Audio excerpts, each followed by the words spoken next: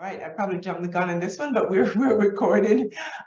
Thank you all for being here. And these are questions that were shared for discussion here, but I wanted to just step back to, so what is career pathway? We use that a lot. This is talking about the systems, and to share and to hear from you if folks are aligned or thinking about career pathways. So I don't know who's driving the slides here, but we do have a definition for career pathways. There's a federal definition that I also wanted to share with folks to get some thoughts as we're thinking about these are systems under that, but what are career pathways?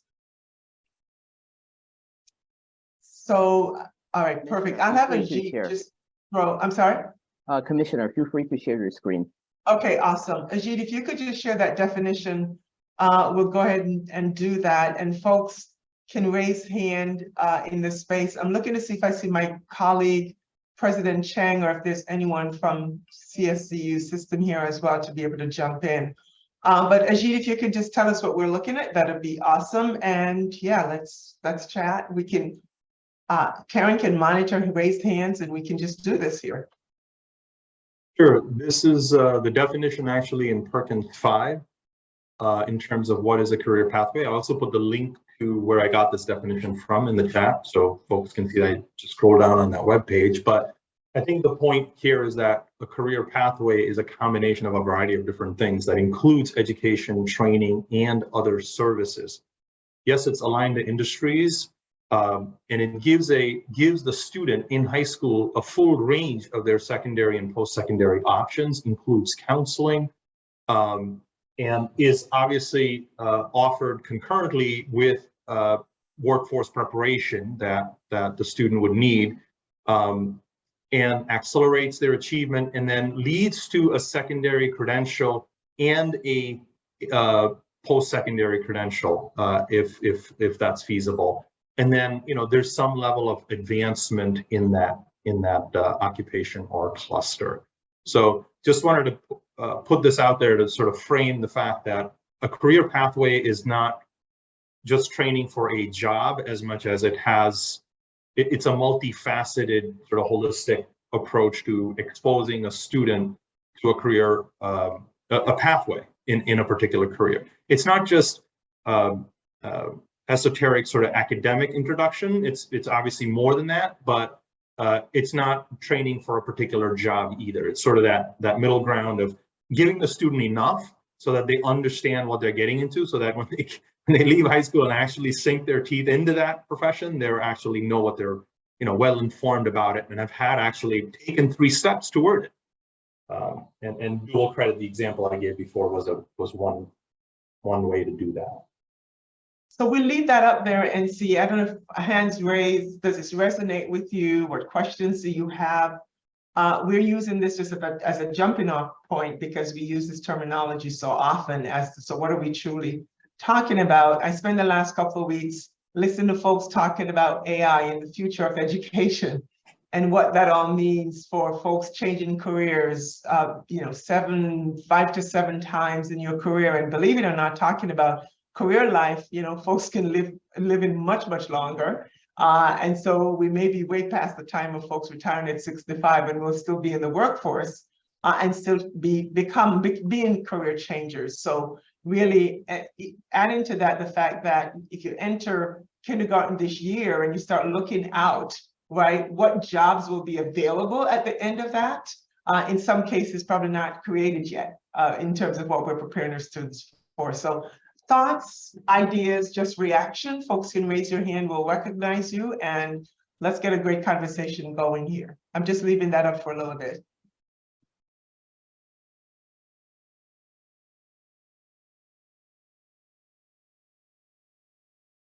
And so hi, I don't know how to raise my hand here.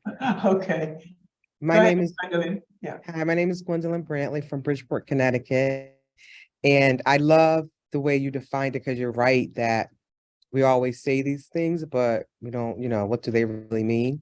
I just want to share that we recently in Bridgeport, with the support of, because I see Liz there, with the support of Fairfield County Community Foundation, we did a full week program around career pathways that included this. One of the things that was very helpful too is that we actually took students to industries where they spent a day at the location, getting hands-on learning about what actually took place there. One of the places that we went to was Jackson's laboratory, and the students were just blown away by what goes on inside the building, right? So I think that's important too.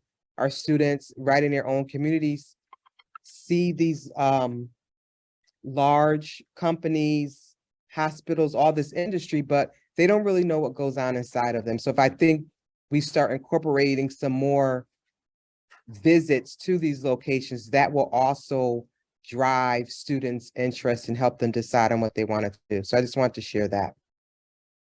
Gwendolyn, thank you very much for that. That's what we refer to as equity of access. So every student, wherever they are, regardless of zip code, have an opportunity to see what's available to them, right? You can't think it and dream it, right, if you can't see it. And so it really is so important that they get that opportunity to be in that space. And Ajit or the team here, I don't know if there are other examples of sharing or seeing what districts are doing and exposing their students to what's available to them. I think that's some of what we're talking about or seeing here.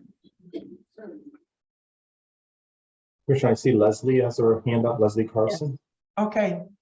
Hi, I'm the Career College Readiness Coordinator at Westbrook High School. Hi, Leslie. Hi, nice to see you, Charlene.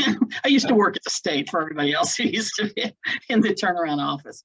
I know that the state is focused on the Perkins definitions of pathways, which is great. They have great. In Westbrook, we have a Career Pathways for All model. So every student beginning in 8th grade is deciding on a pathway that most interests them, and then they can change their minds every year as they take courses. But we've done a great deal of work on the last 4 years to get our industry partners, of which we have over 200, to help us figure out what courses kids need to take during high school to be successful in the post-secondary world. So I say that just to bring up that second to last point about because Perkins really pushes career tech fields to have an industry certification at the end, but not all the federal pathways necessarily lead to an industry certification. So for example, government and public service, that's not a pathway that the state of Connecticut recognizes under Perkins, because there's usually not a career tech program for that. But it is a program that a lot of students in Westbrook are interested in. So can the state sort of expand its definition a little bit to call a post-secondary credential could also be a dual credit course if there's no CTE field. So that's just the point I want to bring out, because we do have students who are interested in industries that go outside those 12 that the state of Connecticut recognizes Perkins. I think, Leslie, I'll just say that our investment in the dual credit grant is a reflection of our priority. Exactly. So I would also just kind of point out to the folks that are interested, I put it in the chat earlier, that Commissioner Cardona, formerly of Connecticut, but now federally, has raised the bar, Unlocking Career Success Initiative. And there are 4 pillars to that. And one of them is credit, one of them is work-based learning. And so you can kind of go on the federal education website to see that. But I'm happy to see Connecticut is promoting that. And we've been working for 4 years to get dual credit here at Westbrook for our career tech courses. And boy, we're happy about this grant, expansion grant, because it gives us some, the universities that we've struggled with getting partnership with are kind of coming to the table. So we're happy about that. Thank you, Leslie. And it's important. We threw that definition up there not to lock ourselves into it, but to give it to folks as a jumping off point. So I really don't believe, and I see Grace here, so with OWS to say that we can certainly expand upon that definition and embed it into the plan that we're working on. But that was just a starting off. So it's something that we can be thinking about, that there was a federal definition that we can build on. So I appreciate that. Marcia Proto. Hi, good afternoon, everyone. My name is Marcia Proto, and I'm the Executive Director for the Connecticut Center for Nursing Workforce. I don't know, I threw a question in the chat. It could be too macro for this conversation, but clearly, as you know, nursing is in one of the highest demands, as Patrick just shared. For those of you who may not be familiar, we have about 10,000 nursing applications for about 3,000 nursing seats across the state. And so it's a very competitive market for the qualified applicant. But there are other pathways that we could get students started in, whether it be at a certificate or associate level, because we do have some attrition. And then some schools, as you may or may not know, in the state of Connecticut, some of our baccalaureate programs don't accept their nursing students until second semester sophomore year. They're in a pre-nursing science funnel, but they're not enrolled in nursing. So there's two different ways. At the four-year schools, some of the schools do take that person in right off the hop as a freshman, and they expect some attrition across the 2 years. And so junior year, they're starting with a cohort they can manage, and others leave some seats open and then have the students apply second semester of their sophomore year into the nursing programs. So we have capacity both ways. But I did want to talk about from high schools. Our organization is very involved in HOSA. Sue Troop is the statewide leader. And the high schools that have medical careers programs are members of HOSA, and they have wonderful conferences semi-annually. They used to bring students together and pre-pandemic, and now it's virtual, but to get a really good exposure to not only nursing careers, but HOSA is all healthcare careers. But I'm just sharing, you have such a beautiful conglomerate. I think there's about 100 and change high schools that have the medical careers program, but you could pull it back to your middle school because you have the invested staff that's there, as well as the students who would love to reach back to the younger community to share what they're experiencing. So that's a nice connection. But also we have a variety of resources. I had put in the chat during the big meeting, all of the schools and programs of nursing in our state, doctoral down to LPN. They populate our guide to nursing education, not just their listing of their school, but philosophy, information, faculty, what the course curriculum is about, what special features does that program have, capstones, observations, partnerships, as you heard with Rocco, with specific institutions. And they can connect right to financial aid, admissions, et cetera. And then we have a mentor link.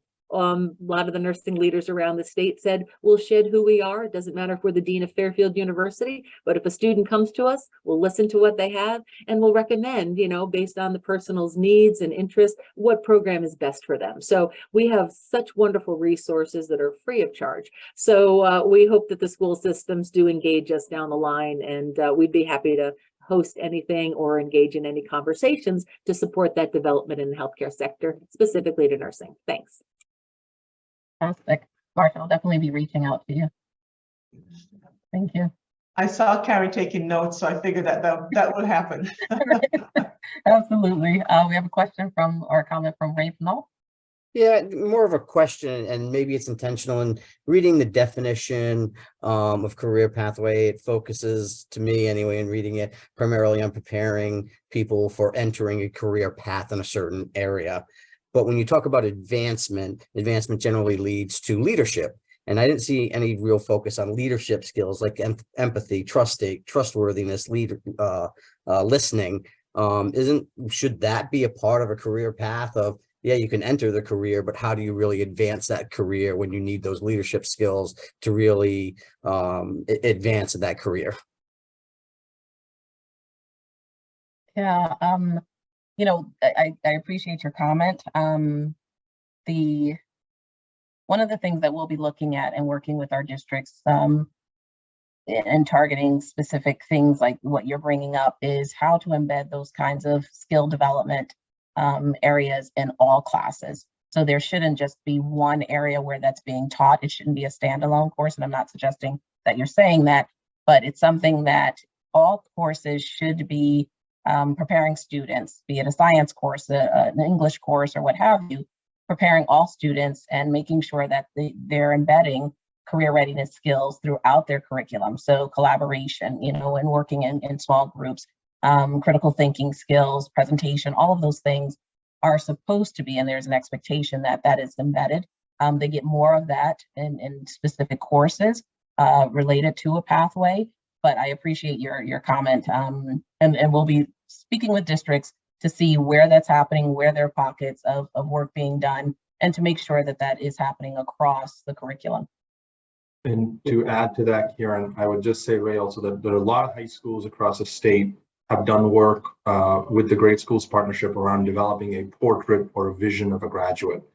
And when you think about that work, it really involves many of the kinds of things like leadership, communication, collaboration, empathy, like some of the things you're talking about, those kinds of things being part of everything that a school does, the culture of that school, that really plays into all aspects of their work. And so that is, you know, that is something that a lot of high schools have developed and are integrating, not just at the high school level, but really throughout the district, so that really starting in elementary school, you start seeing those kinds of, I don't want to say skills, but sort of orientations, if you will, of being. So I think we can characterize them as soft skills, right? So you need certain soft skills to be a leader, or effective leader, I should say. Right. It's Right. really interesting, and folks have transitioned from calling them soft skills to essential human skills. That's fair. No, you know, going from machine learning and seriously what we're talking about, what the machines will be able to do, and the need still for those human skills to help to make sure that all doesn't go off the rails, as they say. But I think it's really important that we're remembering, and frankly, when you think about students who will be able to be continual learners as they go forward in career change, those are the skill sets that remain constant, you know, to be able to help us to be good humans at the end of the day. So we appreciate that and figure out to make sure that that's not lost in what we're talking about either here. Grace, can I check to see, do we have our higher ed folks on in this session, or want to make sure that K-12 isn't taking up all the space here? I don't know if Terrence was able to join us. I'm not seeing him here. I'm sure that we have other representatives from higher ed, because certainly, as we saw in the definition, you know, having at least one post-secondary opportunity was part of that. So I don't know if anybody wants to talk about the connection between K-12 and higher ed, the integration, really. And I also know that there were those other questions. We started with career pathways definitions just to ground us, but there were some other questions there as well that I want to make sure we won't be able to go through all of them, but at some point we can just put those back up and we can capture people's thoughts. If there's one of them that resonates with you, we're capturing your thoughts and ideas in this space as well. There's a question from Richard Porth. Okay, hey Rick. Hey Charlene, hi everyone. Hey, I actually serve on the Board of Regents for higher ed, but I want to focus specifically on career pathways and the dual enrollment. And Charlene's heard this already, but I'm very excited about all the different benefits, a lot of which we've discussed already. But I just tell a quick story. A long time ago, I served on the Board of Education in Trenton, New Jersey, where we had a challenge in terms of high school completion and dropouts. And I'm sure that if we had more of this kind of career pathway options and dual enrollment options, that more students in high school would have decided, you know what, it is worth me sticking this out. And I think, you know, there's so many benefits to what Charlene and her team are describing here. But I also want to make sure people know that I think it's going to help us a lot in certain places with high school completion and the kind of students who might not think that it's worth their time to finish high school. So Thanks for this good work. And Rick, I just want to point out that this is going to be continuing beyond our grant. We also received money in the latest biennial budget to continue this work. And so this won't be a one-shot deal for the department. This is something that we are committed to, and thanks to the funding from the governor and the legislature, we'll be able to continue on. It's great. Thanks. Thank you. The thing we do need though, Rick, is, as I mentioned during my presentation, ongoing support for this past these ARPA dollars, because the cost, there is a real cost, right? So what we're doing with dual credit is building a bridge, right? So I mean, imagine going on a bridge, and if you have a fee, that's like a toll, right? So you got to pay that toll to get to the other side. But if you have a bridge, at least you can get to the other side. But if you have a fee, some kids are going to get off the highway and not take that bridge because the toll's too expensive. They're going to go, and then they're going to get lost in the city, right? They're not going to take the toll. If we subsidize this cost and we make it like no barriers, no cost for our students, then it's like giving them an express easy pass. They just have it and boom, they're getting to the other side and starting their next step really quickly. And I think that dedicated funding commitment is what we need from our state. Like we really need and it's really an equity lever at this point, you know, because then you can really help kids find their path, because it's not just one bridge, it's a lot of different bridges. So they could really take the bridge of their choice and pursue that.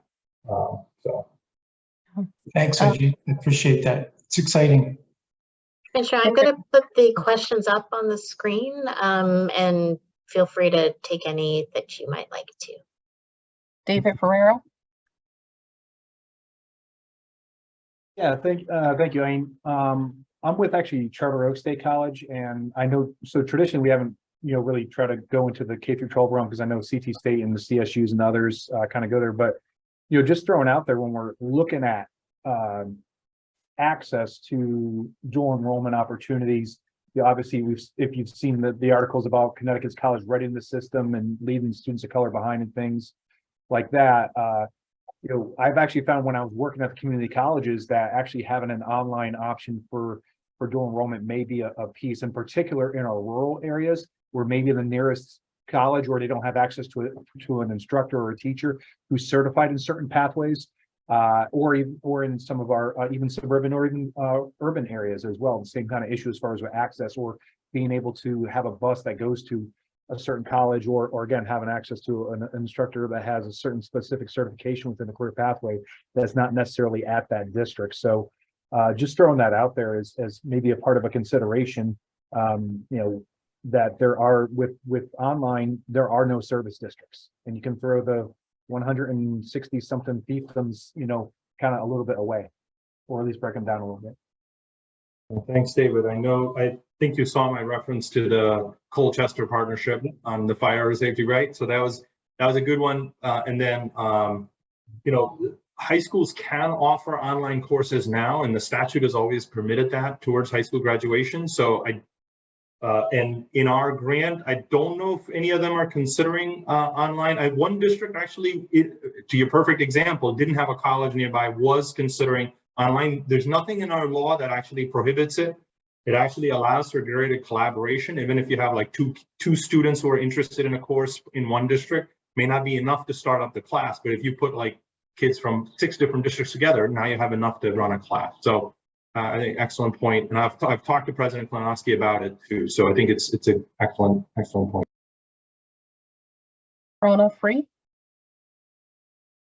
Yeah, hi, I'm president of the University of St. Joseph, and I think the emphasis on dual enrollment is just terrific. We have a concurrent enrollment agreement with Northwest Catholic, and we've looked at expanding it to other institutions, but the challenge is identifying teachers in the high schools that have the credentials that are required for us to meet our commitment to NECHI. And so our requirement is that anyone who teaches a bachelor's level class has to have at least a master's degree in their discipline. It can't be just a master's in education, for example. So that's been a challenge, and we've tried various ways to get funding to offer programs in the schools so that teachers can easily obtain their master's degree in a discipline. We haven't been able to get that funding yet, but from our perspective, that's really the choke point in expanding concurrent enrollment, is making sure that teachers in the high schools have the credential that meets the college's requirement to teach at the college. That's what our accreditation requires. So this is great, and we're hoping that we can expand it by at some point being able to help more teachers get the master's degree in their discipline, whether it's biology or English or whatever. Rhona, if you don't mind, I'd be happy to connect offline because there are, this is one of the biggest challenges that we've heard, and all the higher eds, including University of Connecticut, are finding ways to get their departments, if you will, or colleges to within their universities to work with the high school around that particular challenge. I'd be happy to share some ideas that some of the other colleges are considering as well. That'd be great. Thank you. Yep. And if I'm not mistaken, and it's so great to see you here. I think if I'm not mistaken, one of the funding pieces that you mentioned was a district working with the higher ed institution to address that issue, as you that you reported out. So, but even there, Commissioner, there are ways that those colleges are approaching that doesn't necessarily lead to a full-fledged master's in that discipline, but adequate coursework. And there are ways in which they're thinking about it a little differently. So I'd be happy to sort of share some of those. That's awesome. That's great. And this is the kind of information we want to continue to work through, and if necessary, address the barriers that are there as we are unearthing them. So this is great.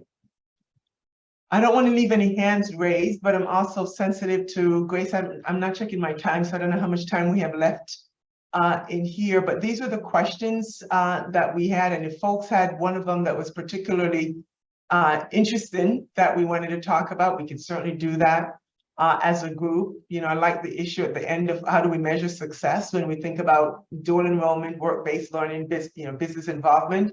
What data should we track, and then what are our 5-year goals? And I know we'll be talking about the plan in more detail at a later point. I would just offer that to the extent that we already have some things we're tracking, we don't have to reinvent the wheel. So we need to know what those things are. And then we can certainly bring those to the table here. As you all, if you listen to me, so proud of our EdSite data portal. That's an envy of many other states, that we try to put a lot of information, education information out there so that there's full transparency about what is occurring. So let me pause there. Any of this question that anyone wants to speak to specifically?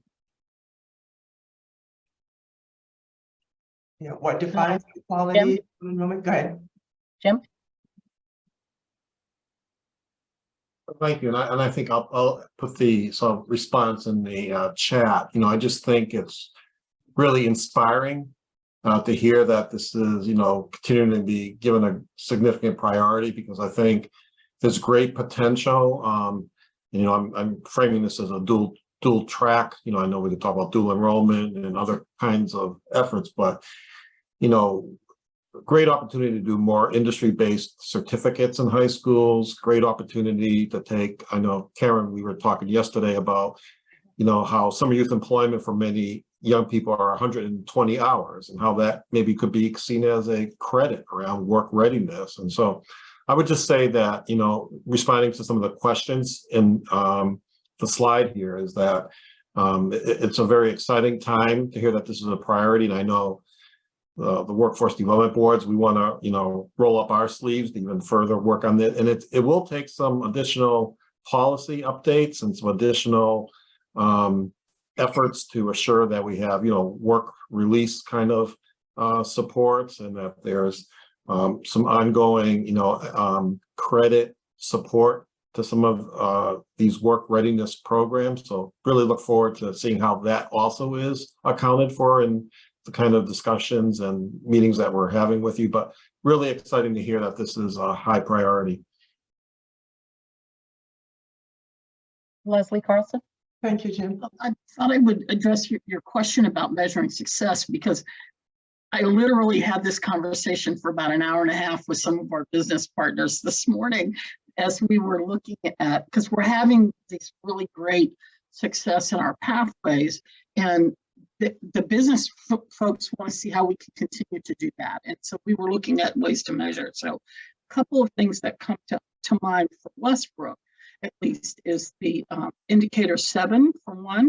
It's the, because we start our pathways beginning in 8th graders select the pathway for their entry into 9th grade. Part of the main reason why we're doing these pathways is to give purpose for high school. So many of our students, and this is like nationwide, I used to be a school improvement consultant across the country with a big organization, national organization. And what I know is kids don't see the purpose for high school a lot of times. It's usually just a hoop that kids have to jump through to get to adulthood where they can make up their own decisions about things or go to college or whatever it is. So we're trying to make impactful changes on how kids see purpose for high school. So hence the career pathways at Westbrook. We have noticed a massive jump, over 20 percentage points, and you can verify that for us through SI, just looking at the number of, or the percentage of 9th graders that are on track for graduation in 4 years. So that number has really increased for Westbrook from the time before our pathways until the last data that was out by the state. We also look at arts access, but again, if you're going to keep the same definition of pathways to the 12, what we have noticed is that our pathways are letting kids who are interested and passionate about the arts see ways that they can have career in the arts. So they're taking arts courses more than they used to. So that data has increased for us. I think that depending upon how your school or the state wants to define pathways, that art access is a data point that we're looking at. And then, of course, the percentage of kids taking the career college readiness courses, indicator 5, and then indicator 6. Those are the ones that we're really looking hard at this moment in time. And we think eventually we'll see some gains in the academic indicators at the state. So those are the key ones that we've landed on here at Westbrook with our industry partners. And then in addition to the things that are not on the state accountability, like the number of kids participating in career connected activities here at the schools. We have quite a range of them at our school. And so like how many kids are kind of participating in those. And then also the number of business partners that we have and how they're connected to the pathways. So these are the kinds of data points that we're looking at here at Westbrook. But as far as the state goes, indicator 7, 5, 6, and the arts one, whatever number that is, I've forgotten. That's the last one, 10th one maybe or something. So those are the things that we're looking at here in Westbrook. So Leslie, thank you. And in our last moments, for those who are not steeped into the accountability world in our public school, I'll have you just to back up a little bit to share with you something that we are already doing for track. It doesn't take off the table that other things could be tracked outside of that under the auspices of the GWC and the work that we're doing here for the plan that will be written. But Ajit, if you could just kind of jump to that, and I think we're almost there. Oh, just that I put a definition for indicator 7, which is on track to high school graduation. Indicator 6 looks at objective measures of college and career readiness. It looks at whether students are, passing the exams that we have, like which are more academic, like SAT, ACT, or getting a 3 or better on an AP course, or passing an IB exam. We have several IB schools in the state now providing sort of holistic experiences. And recently, we've also included dual credit as part of that. So earning 3 or more college credits also contributes towards that indicator. And that breakout of indicator 6 is in the press release. The statewide numbers are in the press release that I put a link to that in the chat a little while ago. So minutes, I'll be quiet. All right, thank you. I don't want to leave any other hands on there. Leslie, did you want to jump in again, or that was from the last time? All right, any other thoughts? Grace, anything that we should be wrapping here on? We can take this down so we can see everyone again before we are put back into the large room. See?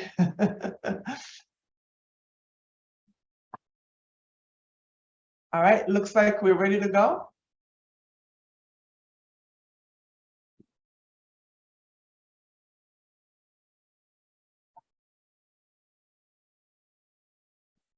Looks like everybody's going back.